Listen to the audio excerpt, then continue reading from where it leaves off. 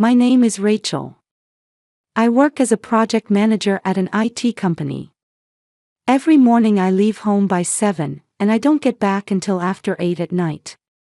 Sometimes it's past 9. I check emails on the commuter train, and by the time I arrive at the office, my head is already full of work. My husband Mark is a construction site supervisor. His schedule is even more irregular than mine. He leaves home at 5 in the morning and often doesn't return until after 11 at night. Depending on how the construction is progressing, sometimes it's 1 in the morning. Living like ships passing in the night had become normal for us. And then there's our daughter Chloe. She's 15. Tall, with chestnut hair like mine. Every morning she puts on her uniform properly and leaves through the front door with a smile. Her "I'm off" is cheerful, and I always took comfort in that.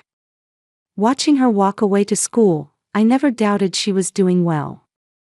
The three of us only saw each other on weekends. And even then, just at Saturday morning breakfast.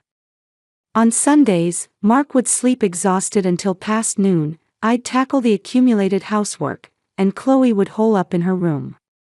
Even when we sat around the table, our conversations were surprisingly superficial. "How's school?" I'd ask, and Chloe would answer, "Fine." When Mark asked, "How are your grades?" Chloe would briefly reply, "They're okay." No one asked anything deeper. No one talked about anything deeper. I thought that was fine.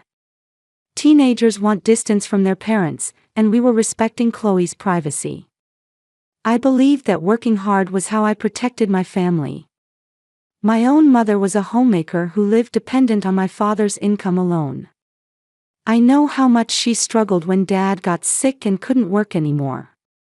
That's why I became financially independent, and I want my daughter to become an independent woman too. That had become my constant refrain. Work was going well. I'd been assigned a major project and was leading a team to produce results. My evaluation at the company was high, and there was talk of a promotion. By the time I got home I'd be exhausted, but there was also a sense of fulfillment in it. I had this pride that I was earning for my family. But lately, something felt slightly off. Chloe's smile seemed more rigid than before. In the morning when I'd see her off with, "Have a good day," her eyes looked a little vacant. But I told myself it was just the instability typical of adolescence. Natural for a 15-year-old girl. I hardly ever went into her room. Under the pretense of respecting her privacy, maybe I was actually avoiding stepping into my daughter's inner world. Even when delivering laundry, I'd just knock on the door and leave it at the entrance. I didn't try to know what her room looked like inside, what my daughter was thinking. I didn't try to know. Mark was the same. He had almost no time to see our daughter, just catching a glimpse on weekends. Too exhausted to even think of consulting him about Chloe. The family lived in separate timelines. Living under the same roof, we were scattered. Still, I thought this was enough. Chloe went to school every morning, her grades weren't bad. There didn't seem to be any problems. At least, not to my eyes. Until that day when I received a complaint from a neighbor. The first complaint came a week ago. When I got home after 8 as usual, my neighbor Carol was standing in front of the door with her arms crossed. She lives alone. We'd exchange greetings occasionally, that was about it. "There's noise coming from your place during the day," Carol said right off the bat. I was tired and it took me a moment to understand what she meant. "Noise?" I asked, and she nodded. "Noise from the second floor. I thought someone might be there." "No one should be there," I answered. "My daughter goes to school, my husband and I are at work. No one's home during the day." "Maybe you're imagining it." Carol looked suspicious, but muttered, "Perhaps," and left. That night I called my husband to discuss it. Mark was at the construction site, and I could hear the surrounding noise. The neighbor said something strange, that there's noise during the day. But no one should be there, right? She's probably tired, Mark replied without much interest. She lives alone, maybe she's lonely. If it were a burglar, something would have been stolen. That made sense. I stopped worrying about it and threw myself back into work the next day. The deadline for the major project was approaching. The client's demands were strict, and team members were exhausted. One of my subordinates made repeated mistakes, and I was swamped trying to cover for them. I worked until near the last train every day, and when I got home I'd shower and collapse into sleep. Home matters were completely put on the back burner. 3 days ago, Carol was waiting at the door again. There really is noise during the day, she said. Her tone was more certain than before. Someone's there. A burglar? I asked. Should I call the police? I don't know, Carol shook her head. But you should be careful.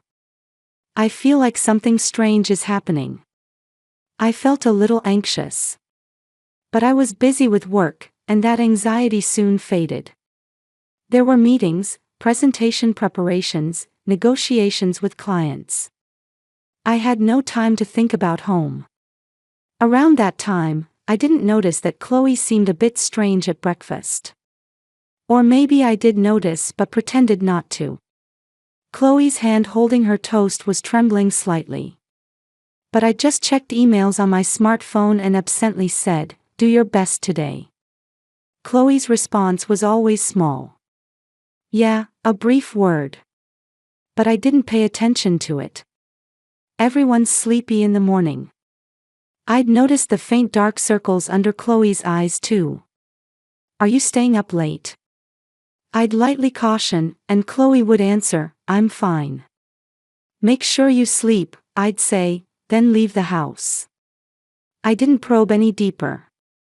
And yesterday, there was a third complaint. When I got home, Carol was waiting in front of the door. This time she was clearly angry.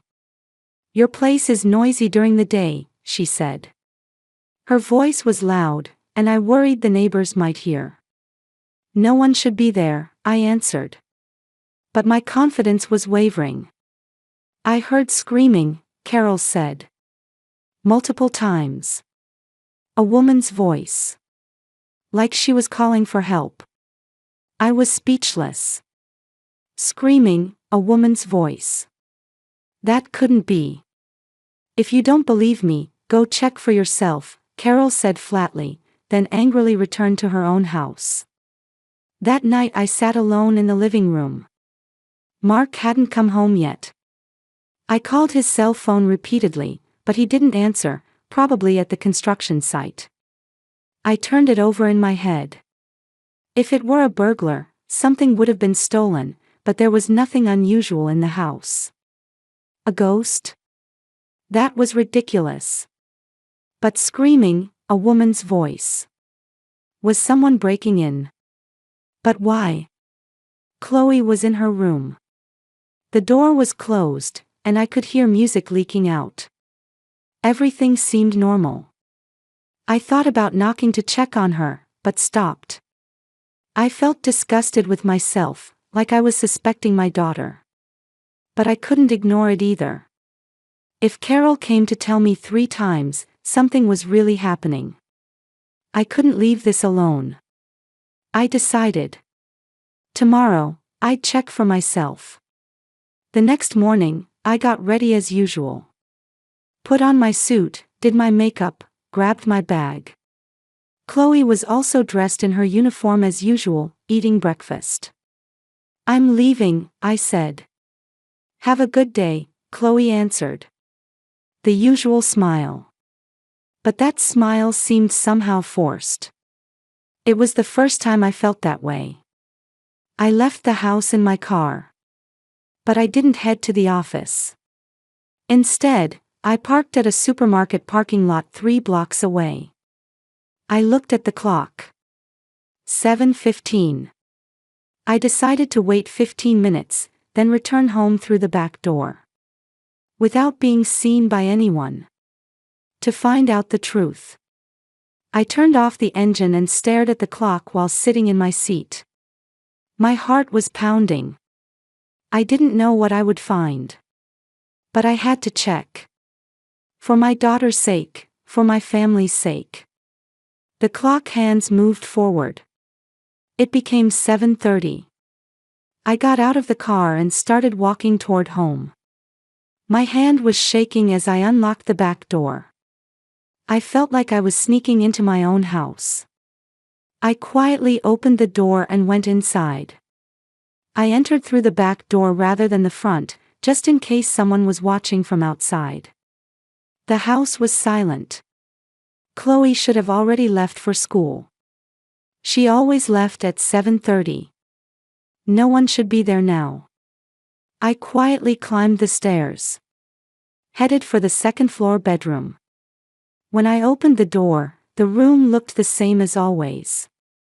The bed was neatly made, and morning light streamed in through the curtains. I stared at the bed. I would hide here. I thought it was ridiculous. Hiding under the bed in my own bedroom. But I couldn't think of any other way. I got on my knees and slid under the bed. A dusty smell hit my nose.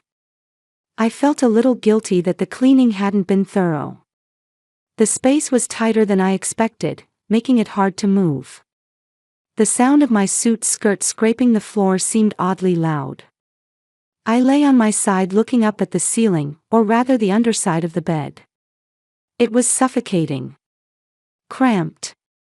Dark. No one might come. Maybe Carol was mistaken. Then what was I doing?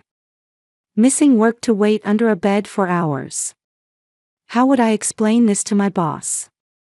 But I had no choice but to wait. 8 o'clock. Nothing happened. The house was quiet, and all I could hear was my own breathing. I tried to change my leg position, but the space was too narrow. My back started to hurt. 8:30.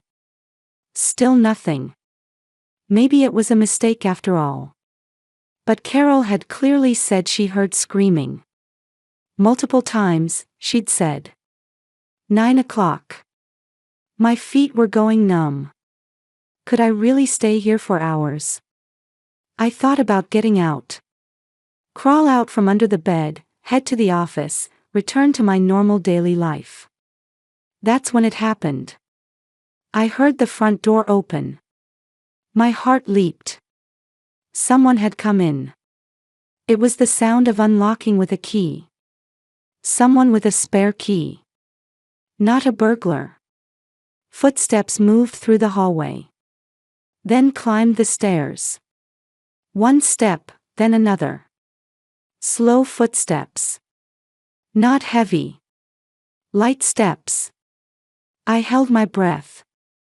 I thought my heartbeat was so loud the other person might hear it. My hands were shaking. Who was it? A thief? But would a thief walk this slowly? The bedroom door opened. I saw feet. From under the bed, I could only see the person's feet.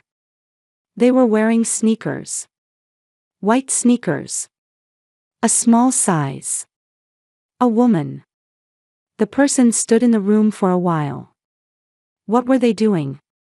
I was afraid to breathe. If I moved, I'd make noise.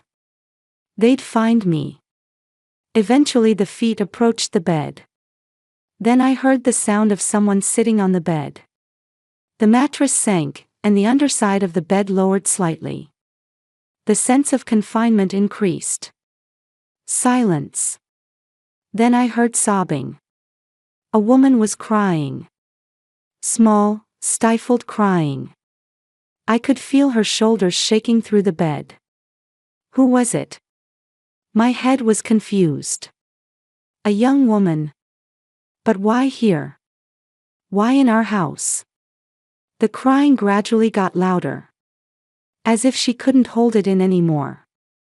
Then suddenly, a scream echoed through the room. "Stop it! Stop it!" A woman's desperate scream. Just like Carol had said. A voice calling for help, desperate. My body froze with fear. What was happening? What was this woman trying to escape from? "Stop it, please. Stop it already." The screaming continued. Then it turned to crying. Intense crying. The bed shook in small tremors. I couldn't move. Should I call out? Should I call the police? But my body wouldn't obey. My head went blank with fear and confusion. Eventually the screaming stopped. The woman was breathing heavily. She seemed exhausted from crying. Then I heard a small voice. "Mama, I'm sorry." At that moment, the world stopped. Had I heard wrong? What did she just say? Mama. Was she calling me? No way. But that voice. I'd heard it somewhere before. No, I heard it every day.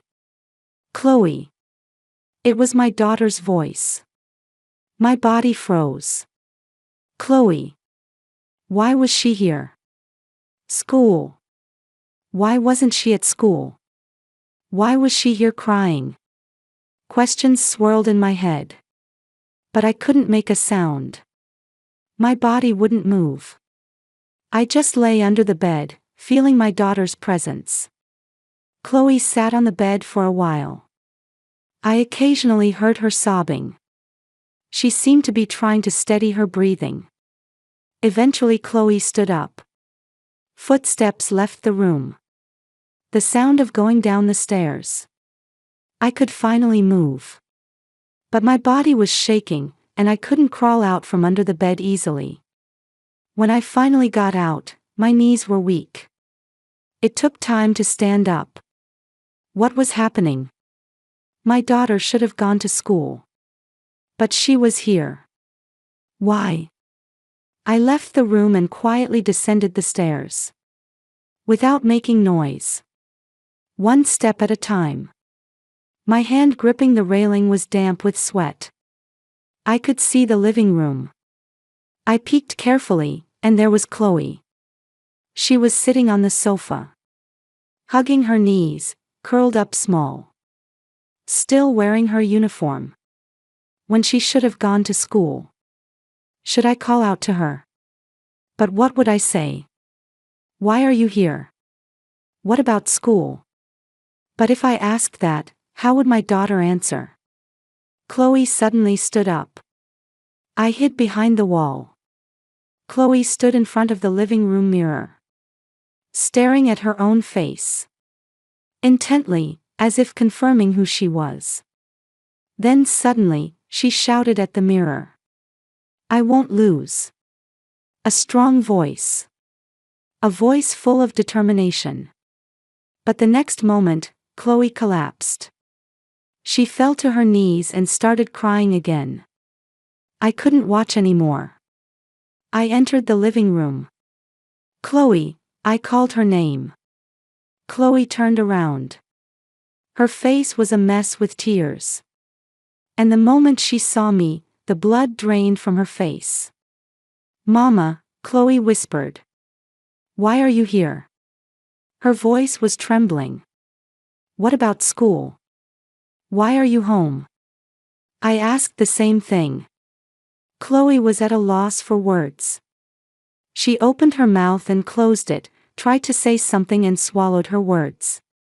Tears streamed down her cheeks. The neighbor complained, I said. That there's screaming during the day. She came to tell me 3 times.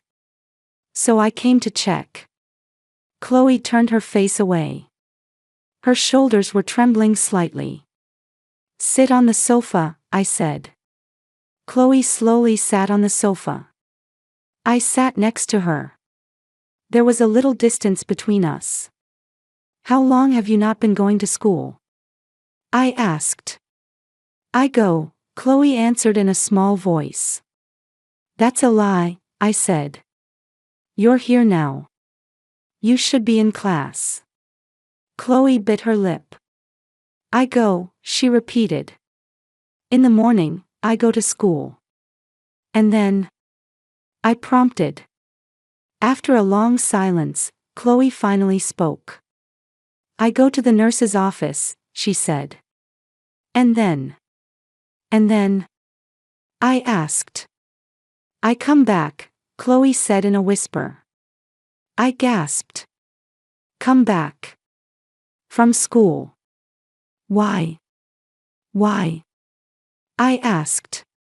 But Chloe didn't answer.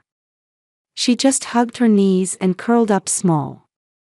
I looked at my daughter. My daughter in her uniform. My daughter who goes to school with a smile every morning. But this daughter wasn't going to school. She was going through the nurse's office and coming back home. Bullying, I said. Chloe's body stiffened. That reaction told me everything. By whom? I asked. Chloe didn't answer. She kept her face down and stayed silent. Who's bullying you? I repeated. I can't say, Chloe said quietly. Why can't you say? I asked. Because if I tell, it'll get worse, Chloe answered. Her voice was shaking. They'll do worse things to me. So I can't say. I tried to put my hand on my daughter's shoulder, but Chloe pulled away. A gesture that said she didn't want to be touched. I withdrew my hand. Did you talk to the school? I asked. Chloe shook her head. Why? I asked. If you tell a teacher, they should be able to do something. Chloe looked up. Her eyes were red and swollen. Because telling a teacher is useless, she said. What do you mean? I asked. Because the person bullying me, Chloe paused. Is Mrs. Thompson's daughter. I froze. Mrs. Thompson. Chloe's homeroom teacher. Your homeroom teacher. I confirmed. Chloe nodded. That's why it's useless to tell. I felt something inside me crumble with a sound. The homeroom teacher's daughter was doing the bullying. And the school. Tell me everything, I said. From the beginning. Chloe was silent for a while, but eventually began to speak slowly. The bullying started 3 months ago. At first it was trivial things. Her textbook would be hidden. Mean things would be said to her. But Chloe endured it. She thought it would die down eventually. But it didn't die down. It gradually escalated.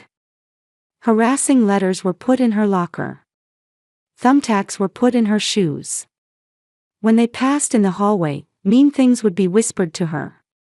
Chloe consulted with her homeroom teacher, Mrs. Thompson. But the teacher didn't believe her. My daughter wouldn't do such a thing, she said. It must be Chloe's misunderstanding. Then the retaliation began. The ringleader of the bullying was Emma Thompson, the homeroom teacher's daughter. Emma threatened Chloe, saying, "You told on me." And she started writing mean things about Chloe on social media. That Chloe was a liar. That Chloe was trying to frame the teacher's daughter. The classmates all sided with Emma. No one talked to Chloe anymore. Even when they passed in the hallway, no one would make eye contact with her. Chloe became isolated. Every day was painful, Chloe said. She was afraid to go to school. But she didn't want to worry me. Mama is busy with work. Dad is tired too. So I thought I'd handle it myself, Chloe continued. I thought I had to be strong. I had to endure it alone.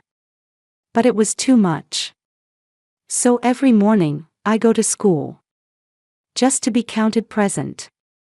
Then I go to the nurse's office and say I don't feel well. The nurse is kind and lets me rest. After a while, I sneak out through the back door. I come home and cry alone. By screaming, she was somehow keeping herself together, Chloe said.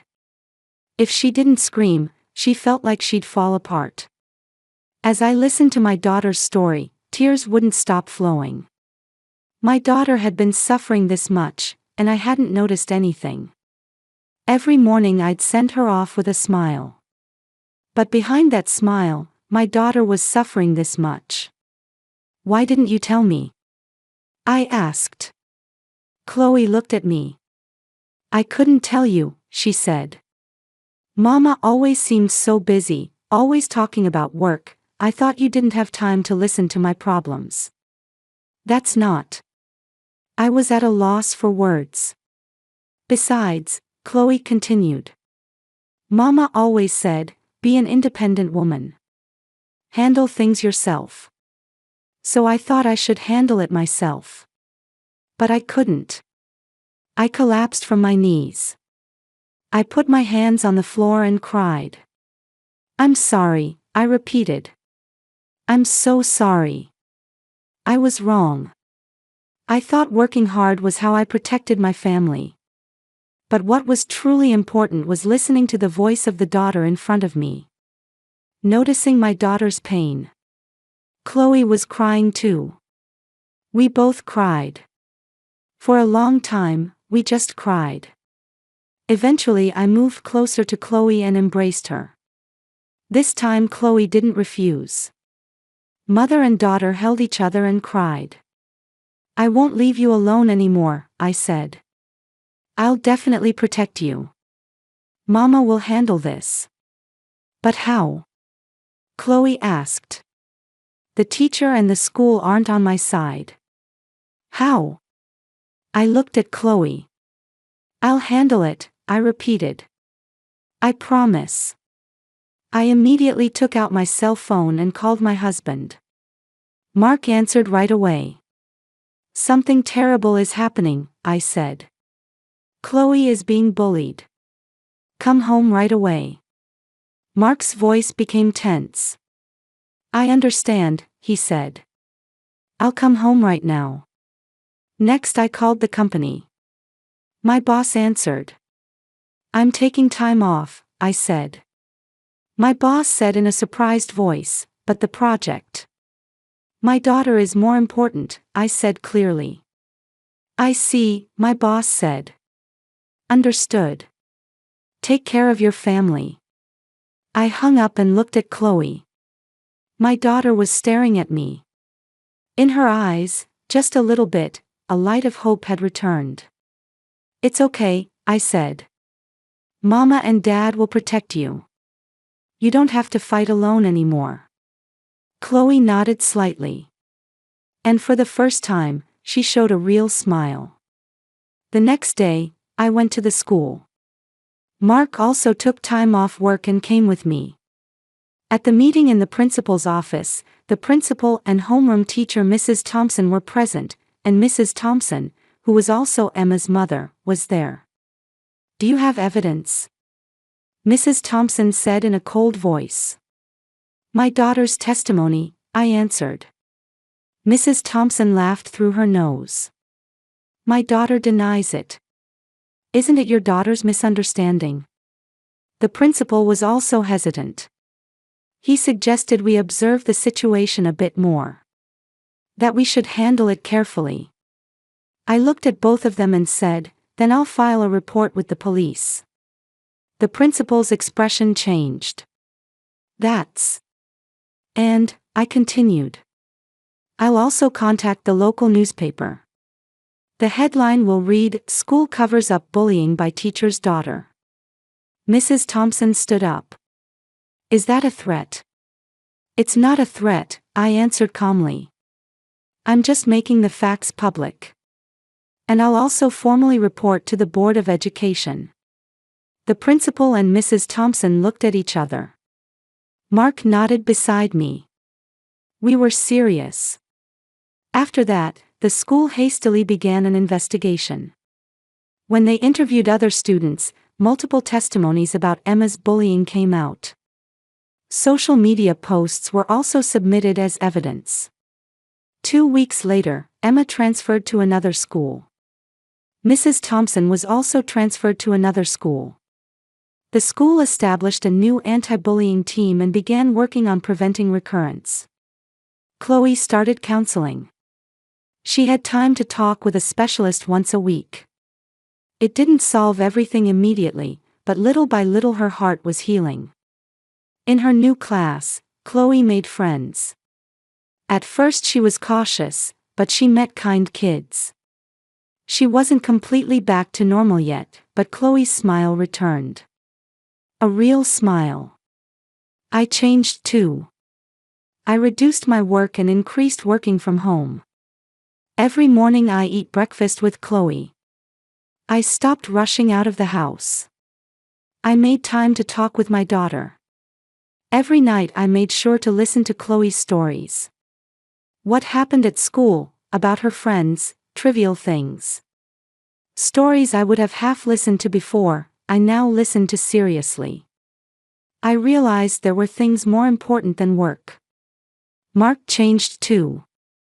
He negotiated with his boss to reduce late-night shifts, and became able to eat dinner with the family 3 times a week.